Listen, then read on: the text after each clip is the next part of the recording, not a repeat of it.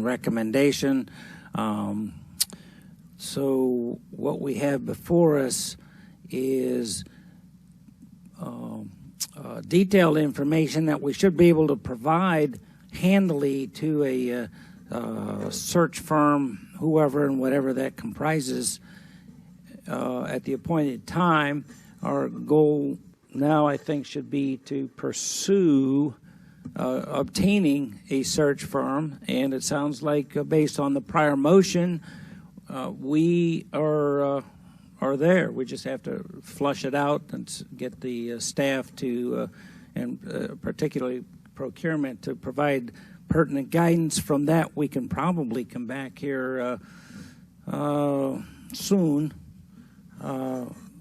whether it be a regular meeting or special meeting, address this subject, and get the details, try to hook up with a search firm, and then inch forward. And again, we have time. We just have to execute, though. We must not waste time. But I'm certain the staff will not do that. It's just a matter of the board making pertinent decisions as they come up. It sounds like we're on a track.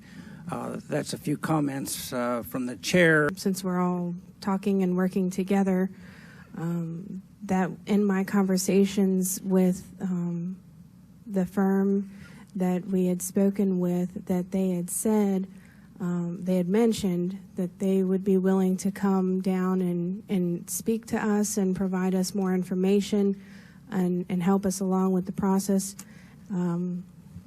if we wanted more information. And it obviously doesn't mean we have to go with them, but it could help us with any more education piece that we may desire. So I just wanted to share that as well. I'm sorry I didn't share that earlier. So, Mr. Twiggy, if I may, that is something, Ms. Gillespie, I think that we would want to also garner additional feedback and guidance from our procurement department, because we do, I know vendors like to do that, but we also do need to be careful that if you guys move in the direction of an RFP, that you don't get into like a weird place. But there is a balance of what you're talking about, and I would really urge the board to lean on Ms. Carter's expertise on doing that. I do want to just circle back, as you will. Speaking and doing research and reaching out to many different organizations, firms, it almost seemed that from up here that it was, there was some kind of legal repercussions. And I understand the sales business, and I understand that when you do go into an RFP, and I understand that. However, I'm elected to represent the people of Lee's Hill. And what I have done is reached out to many different people who are smarter than me, who have the expertise. I'll ask questions of you in HR, of another superintendent in Indiana, up in New York, other search firms, headhunters, recruiters, to form a desired, what I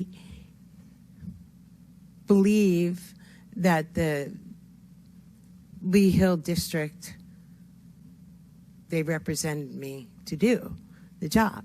So reaching out and bringing that information back here, along with my own notes that I've taken with many different people that I've spoken to, would give me a baseline, knowing what the community wants in Lee Hill and listening to that, to their feedback and their opinions. So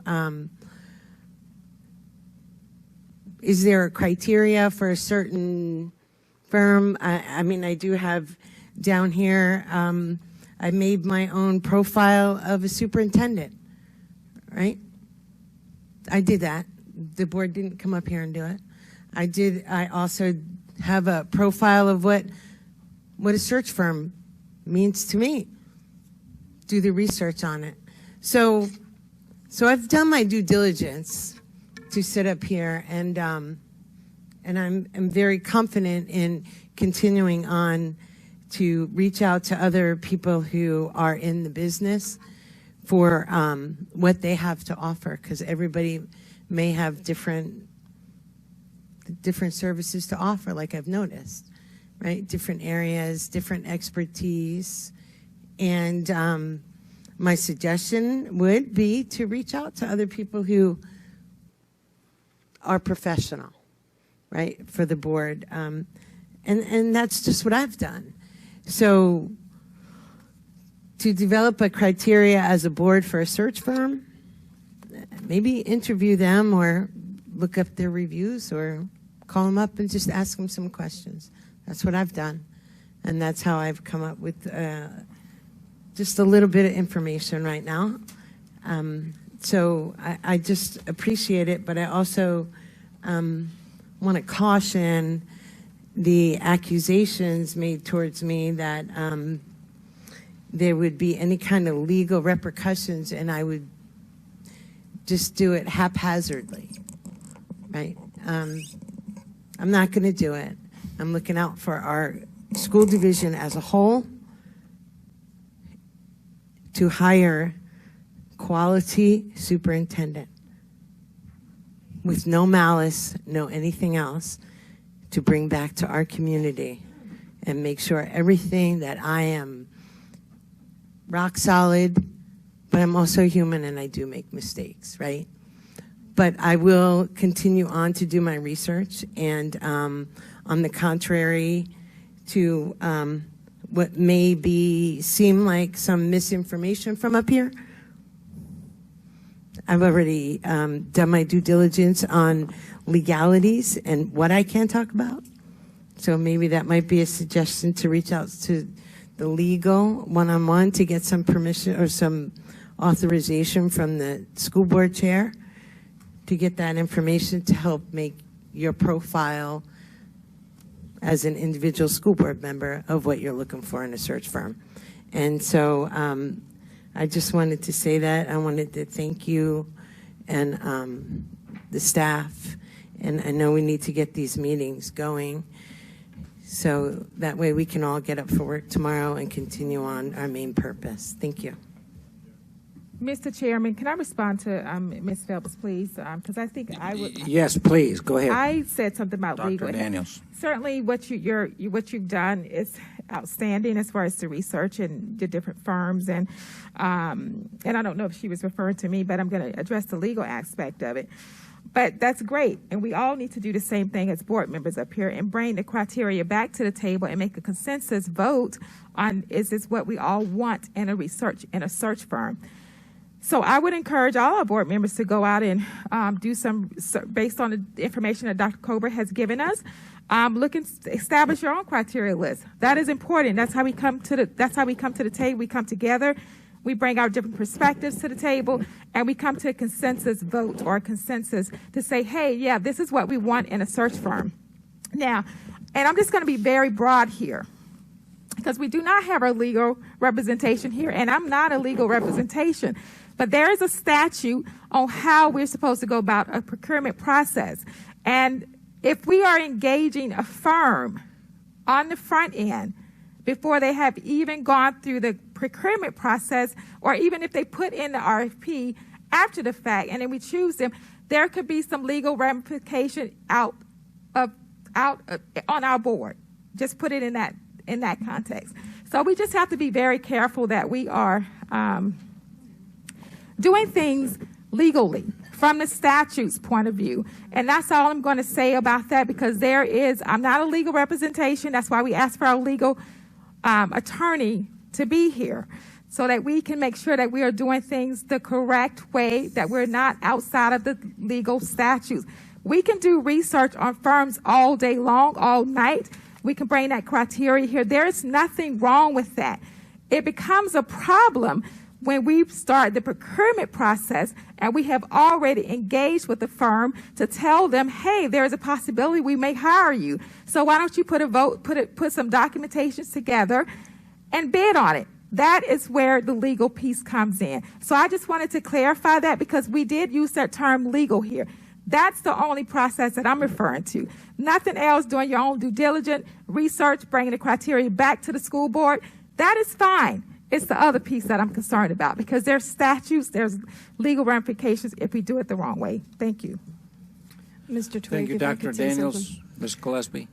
So, Ms. Daniels, I never said that we were going to have that firm come and speak to us before the RFP process began or anything.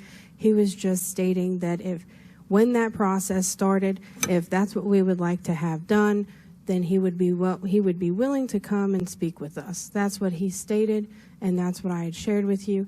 I didn't put a time limit on it. I didn't put a date on it. I didn't put any of that on it. I never stated that we would be in violation of any kind of procurement process or RFP violations. You're seriously jumping the gun here.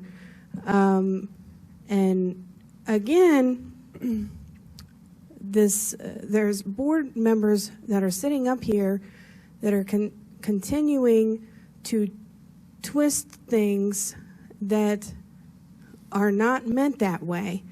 I guess I have to be extremely specific on every little teeny tiny topic that I am speaking about, and I have to think of anything and everything that could possibly be brought up on the matter. If not, I'm going to be accused of something, of saying something or not saying something, or it's a legal matter, or I'm in violation of something, or I'm not doing my job, or I'm not in compliance or something.